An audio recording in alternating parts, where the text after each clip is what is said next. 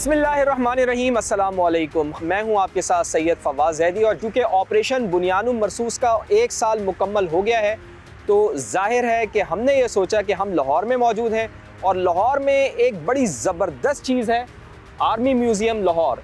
तो हमने सोचा कि आज हम क्यों ना आपको आर्मी म्यूज़ियम लाहौर की सैर कराएं। इतना शानदार मौका है, हम भी अपना हिस्सा डालें ऑपरेशन बुनियानुम मरसूस की जो सेलिब्रेशन हो रही है।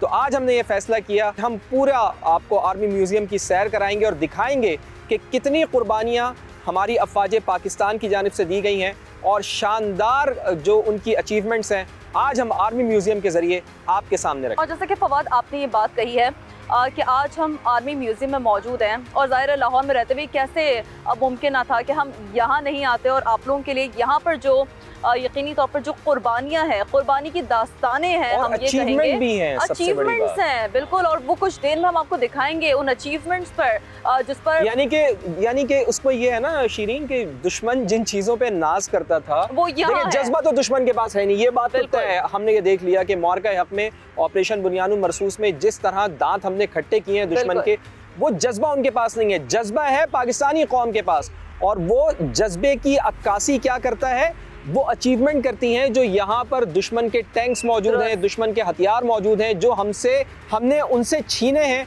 और यहाँ पर हम आपको वो दिखाएंगे। जिन पर नाज था, जिन पर घमंड था, जिन पर गुरूर था, वो यहाँ है जी हमारे पास। तो वो गुरूर खाक में मिला हुआ है, गुरूर खाक में मिला हुआ है। और आज हम आपको सैर भी कराएंगे इस म्यूजियम की, क्योंकि ये सिर्फ एक म्यूजियम नहीं है। हम ये समझते हैं ये पाकिस्तान की जो एक कुर्बानियों की दास्तानें है ना, हमारे शोहदा की, ये उसका जिंदा एहसास है ये म्यूजियम। इसके हर दरो दीवार, हर राहदारी, हर निशान, हर तस्वीर कुछ न कुछ कहानी ज़रूर सुनाती है, और ऐसे रोंगटे खड़े कर देने वाली कहानियाँ सुनाती है।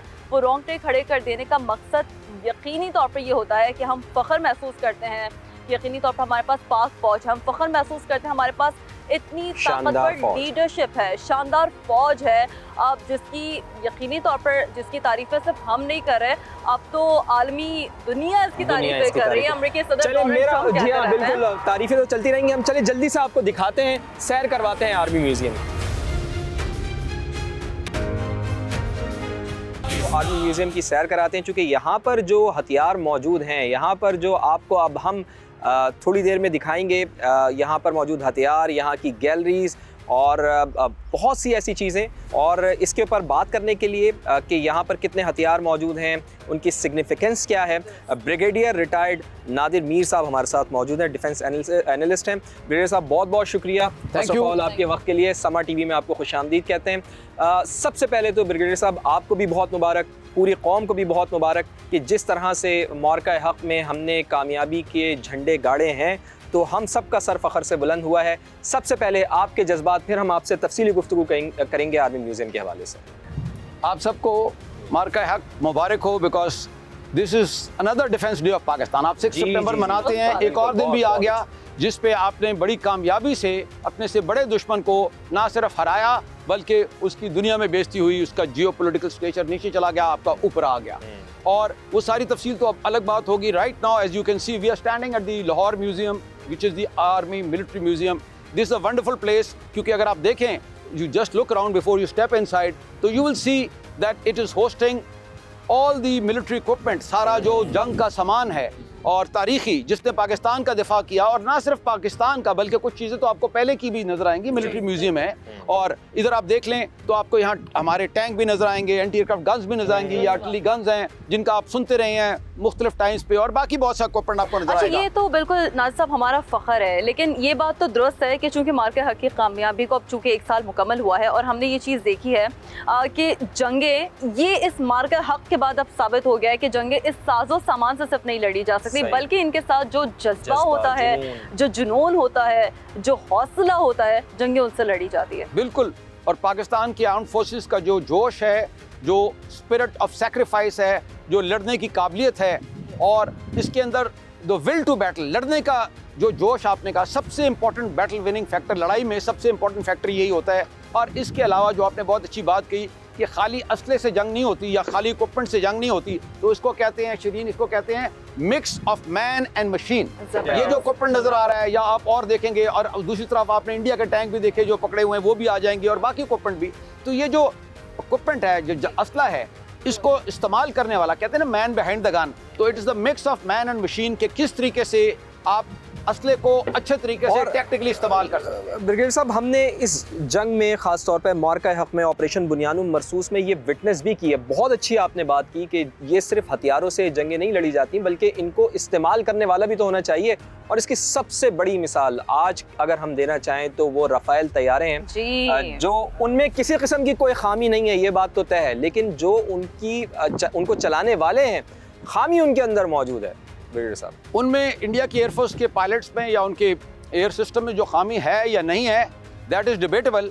लेकिन एक बात क्लियर है कि Pakistan air force is supreme, Pak Fazaiya number 1 air force of the world, और उसमें आपके तैयारे भी, आपका इक्विपमेंट भी, और आपके पायलट्स भी, और आपके जो बाकी भी सारा सिस्टम है एयरफोर्स का, वो उसने सारों ने मिल के ये नतीजा हासिल किया कि अंडर 1 आवर, 1 घंटे से कम, 52 मिनट्स में इंडिया के जहाज, बेस्ट प्लेन्स, राफेल्स व शॉट डाउन, और उसके अलावा लॉन्ग रेंज BVRs इंडिया के अंदर ही गिर गए। कौमों का जज्बा तो बिल्कुल है, लेकिन उस फौजी के जज्बा, बॉर्डर पे खड़े फौजी का जज्बा कैसा होता है हम चाहेंगे, क्योंकि डेफिनेटली आपने भी एक लाइफ पूरी सर्व की है। आप शोहदा के तौर पर अपने आप को ज़ाहिर हमने देखा है कि हमारे यहाँ तो माओं का जज्बा ऐसा है कि अगर एक बेटा शहीद होता है वो दूसरे बेटे को आगे कर देती हैं कि जी ये लें। तो ये जो शोहदा का, ये जो मार्टर्स का एक जज्बा होता है, फौजियों का जो जज्बा होता है, वो भी हम चाहेंगे कि आप अपनी ज़रा, ऐसा क्या एलिमेंट है कि इतना आपको शहादत के लिए तैयार कर दे? बिल्कुल।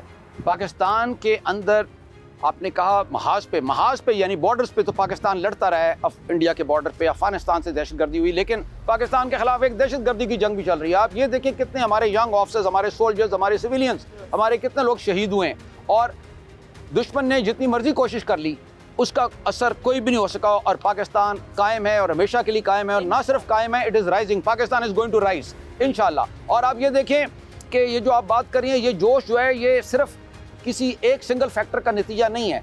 बुनियादी तौर पे ये जो फौज है पाकिस्तान की, ये कहाँ से आ रही है? ये पाकिस्तान के अवाम से आ रही है। आर्मी तो मिलिट्री तो ट्रेनिंग देती है, उसको मोटिवेट करती है, इंस्पायर करती है, ऑर्गेनाइज करती है, लेकिन बुनियादी जो रॉ मटेरियल है, we have the best people on the planet. Pakistanis are the most resilient nation. Pakistani जो कौम है वो सबसे बहादुर और हिम्मत वाली कौम है, और ये असल वजह है कि वही जोश जो आप बात कर रहे हैं, वो जब वर्दी पहन लेते हैं या मिलिट्री ड्यूटीज पे आ जाती हैं या किसी सिक्योरिटी ड्यूटीज पे, और उस पर हमारे बाकी लोग भी, हमारी FC, हमारे रेंजर्स, हमारी सिक्योरिटी फोर्सेस, आर्मी के अलावा भी जो सारे हैं, तो we must salute all the शोहदा ऑफ पाकिस्तान। बिल्कुल ऐसी बात, बिल्कुल आपने बात दुरुस्त की नादिर मीर साहब, चूँकि यहाँ पर हम चूँकि मौजूद हैं, और यहाँ पर जैसा कि नादिर मीर साहब भी हमें बता रहे हैं कि कितना ज़बरदस्त इक्विपमेंट यहाँ पर एक तो पाकिस्तान आर्मी का भी है, और दूसरा जो हमने हथियार फतह किए हैं भारत को, उसके दांत खट्टे किए हैं, दंदान शिकन हमने उसको जवाब दिया है, उनका गुरूर भी यहाँ पर मौजूद है। वो टैंक्स भी हम आपको दिखाएंगे जो भारत से छीन कर हम लेकर आए हैं।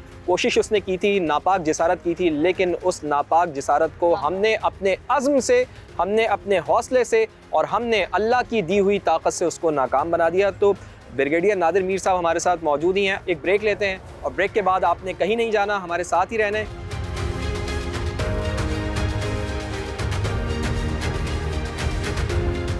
मोमिन कभी भी हथियारों पर भरोसा नहीं करता। हथियार होने चाहिए, लेकिन जज्बा ईमानी भी होनी चाहिए, शौक़ शहादत भी होनी चाहिए, गाजी होने का जज्बा भी आपके अंदर होना चाहिए।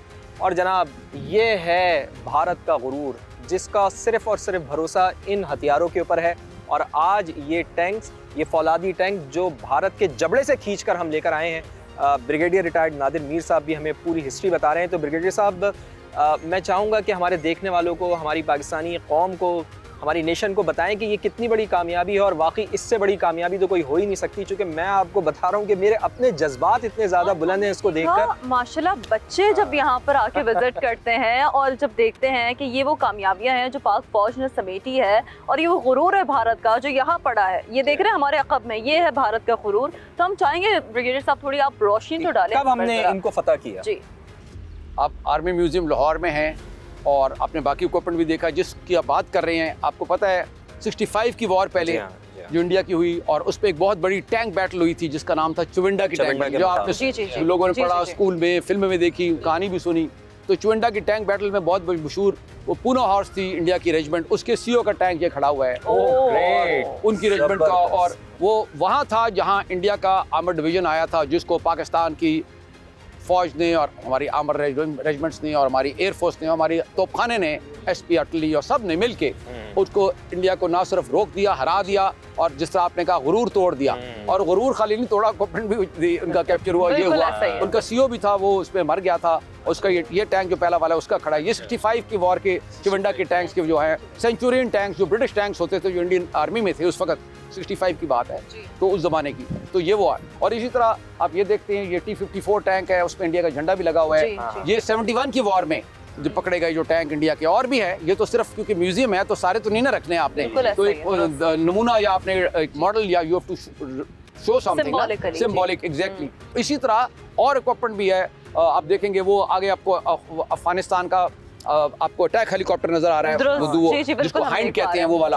इसके पास तो हमारा है, पाकिस्तान आर्मी का कोबरा है। इसी तरह अब आप बच्चे आते हैं, वो देखते हैं, देखें ना, ये बच्चे भी आए हुए हैं, देखते हैं, कितना वो इंस्पायर होते हैं कि वो इंडिया जो दुनिया में अपने आप को ग्लोबल इंडिया, और वो इंडिया जो अपने आप को दुनिया में वो शाइनिंग इंडिया और अखंड भारत तो सारी बातें करता है, उसका इक्विपमेंट इधर पड़ा हुआ है हमारे पास। अगर फिर लड़ाई करेगा तो वो और भी आ जाएगा हमारे पास। यही हमने कहा था कि डू नॉट टेस्ट, DGISPR की जानिब से कहा गया था कि हम तैयार हैं, आजमाना नहीं। और जब आजमाने की कोशिश की गई, गलती की, तो उसका अंजाम आपने सब ने देखा, पूरी दुनिया ने देखा। ऐसे ही ब्रिगेडियर बिल्कुल ऐसे ही। और मार्का हक में जो इस दफा एक और बात हुई, जो मान रहे कि इस दफा चूंकि जहाज उनके जो एयरफोर्स के राफेल्स थे इंडिया के, वो तो इतनी दूर लॉन्ग रेंज से इंडिया में गिरा दिए, वो उनको छुपाते फिर रहे थे कि कोई देख ना ले, अभी तक माल। तो उनकी इतनी हिम्मत नहीं पड़ी कि पाकिस्तान में आए, और अगर आएंगे तो वापस नहीं जाएंगे, अगर आ गए तो वापस नहीं जाएंगे। एग्जैक्टली ऐसा ही है। तो बहुत अच्छी तरीके से हमें एक्सप्लेन किया है ब्रिगेडियर रिटायर्ड नादिर मीर साहब ने कि किस तरह से हमने इन टैंकों को फतह किया है,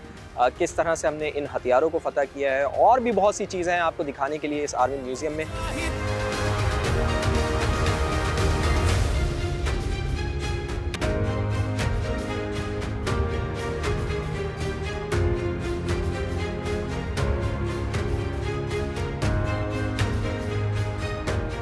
बड़ा शानदार तजुर्बा है भाई शिरीन, यहाँ पर क्या क्या चीज़ें हैं। और मैं अब ये देख रहा हूँ कि यहाँ पे पाक भारत जंग की 1965 की वॉर गैलरी भी है हमारे पास है, तो क्यों ना हम अपने नाज़रीन को इस वॉर गैलरी की भी सैर करवाएं। और इसमें तो बहुत सारे वो सेक्टर्स भी हैं, जैसे कि सियालकोट सेक्टर, जो कि इंडियन टैंक्स का ग्रेव यार्ड कहलाता है। तो ये तो हमारे लिए जहाँ पर सबसे बड़ी तारीख की जंग लड़ी गई है, पाक भारत में ताज़ा की है बहुत सारी। हम तो खुद उसी बीच में मौजूद हैं।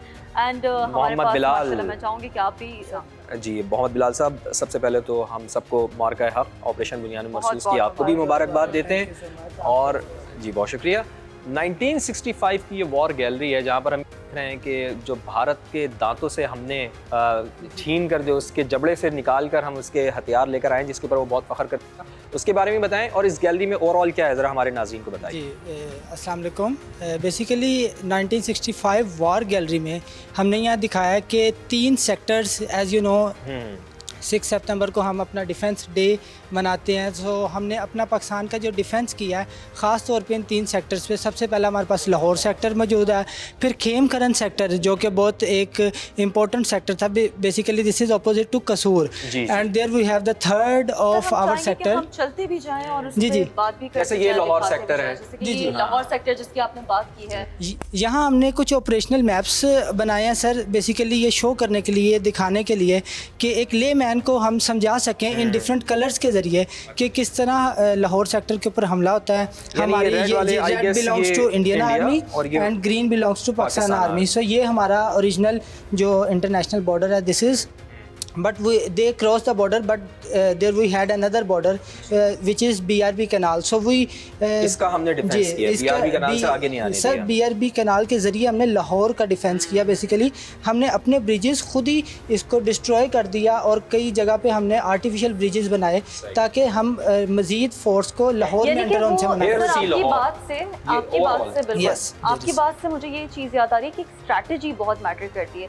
ये वो स्ट्रैटेजी थी जो भारत की जानिब से नहीं चल सके। मैं देख रही हूँ कुछ लीडर्स के भी उनके अपने ना, जी हाँ, ये basically there we have the war trophies, this weapon belongs to Major General Niranjan Prasad. He was the leading officer of that battalion जिसने लाहौर सेक्टर पे हमला किया और इसे वो फतह करके यहाँ नाश्ता करना चाहते थे।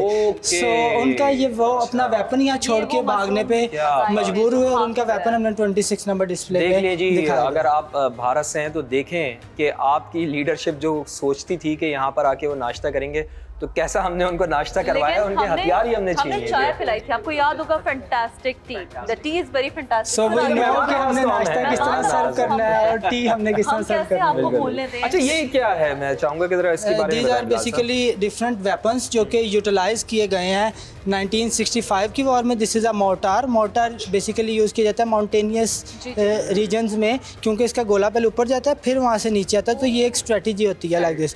सो here we have heavy machine gun जो कि किसी किस्म के बंकर को या बड़ी मशीनरी को तबाह करने के लिए इस्तेमाल की जाती है। ठीक है। अच्छा ये अब आ गए हैं हम खेमखरन सेक्टर के अंदर, ठीक है, जी तो हाँ। इसके बारे में थोड़ा सा बताएं, यहाँ पर किस तरह से दुश्मन अपने मजबूम मकासद इसमें कामयाबी हासिल करना चाहता है, लेकिन हमने उसको नाकाम बना दी। जी बिल्कुल। ये वंस अगेन ये ऑरेंज और ग्रीन लाइन जो आप देख रहे हैं ये हमारा इंटरनेशनल बॉर्डर है। ग्रीन आर्मी पाकिस्तान आर्मी है और हमने अटैक किया। ना सिर्फ हमने अपने कसूर सेक्टर का डिफेंस किया बल्कि हम खेम खरन में एंटर हो गए। Here we have the evidences Khem Karan to the 0 kilometre, मतलब यहाँ पे हम उनके खेम खरन को पूरे को कैप्चर कर चुके हैं, पूरे को ऑलमोस्ट कैप्चर कर चुके हैं। ये देख रहे हैं आप 0 किलोमीटर वाला फ्रेम भी अगर हम फोकस कर सकें। और सर आगे सियालकोट। सर आप अब सियालकोट की तरफ आ जाएं, चविंडा का मकाम जहां पर दुनिया की सबसे बड़ी टैंकों की जंग लड़ी गई पाकिस्तान और भारत के दरमियान, और उसके जो कुछ टैंक्स हैं हमने अभी आपको दिखाए भी, गो के हमने उनको तबाह कर दिया था, लेकिन उसको दिखाने के काबिल हमने रखा है। हमने और भी बहुत डिस्प्ले के सारे लिए हैं उसको हमारे, रखा लेकिन है। सिंबॉलिकली हमने 3 को रखा हुआ ये है। सियालकोट सेक्टर है। This is known as the graveyard of Indian tanks. So यहाँ हमारी बटालियन ने बहुत ही मजबूती के साथ पाकिस्तान का दिफा किया, यहाँ तक कि उनके बेशुमार टैंक्स तबाह किए। और एक बहुत बड़ा नाम, one of the most decorated personality and officer of Pakistan army, major Shabbir the Sharif, elder brother of जी। जनरल राहील रहील शरीफ आवर साहब। Ex chief of army staff. So यहाँ हमने उनका एक डायरामा भी शो किया है। बेसिकली ये जो इनके कंधे पे है ये एक रॉकेट लॉन्चर है, 3.5 inch rocket launcher, anti tank इसे इस्तेमाल किया जाता है। अच्छा, वेरी नाइस। और अब आ जाएं जी, ये वो जीप है। जी हाँ। मैं इसको जरा टच करना जी, चाहूंगा। कर सकते हैं, आप कर सकते हैं। ये वो गुरूर है भारत का। ये वो गुरूर है बिल्कुल, जनाब, बिल्कुल। जिसमें आप गुरूर के नशे में मुतकब्बिराना अंदाज में आप कहते थे कि जी हम यहाँ पर आके नाश्ता करेंगे, लेकिन हमने आपको नाश्ता तो नहीं करने दिया। अल्हम्दुलिल्लाह हमने आपसे आपके हथियार ही छीन लिए। जी इसके हाँ, बारे में ये बताएं। ओरिजिनल जीप है जी। ये भी एक वार ट्रॉफी है बेसिकली। इसके आगे हमने एक इंडियन फ्लैग भी अवेजा किया है upside down, that is the sign of a war trophy कि अब ये हमारे कैप्चर में है। और ये जो जीप है ये सिर्फ ट्रैवल के लिए नहीं होती, इसके ऊपर 106 RR, this weapon is 106 RR anti tank weapon, जो कि हमने इस वेपन समेत इनको इंडियन आर्मी के जो सोल्जर्स हैं इनको हमने कैप्चर किया है और अब ये हमारे प्रिजनर्स हैं। बिल्कुल ऐसा ही है। तो मेरा ख्याल है कि ये एक बहुत ज़बरदस्त सर ने एलैबोरेट किया, हमें बताया।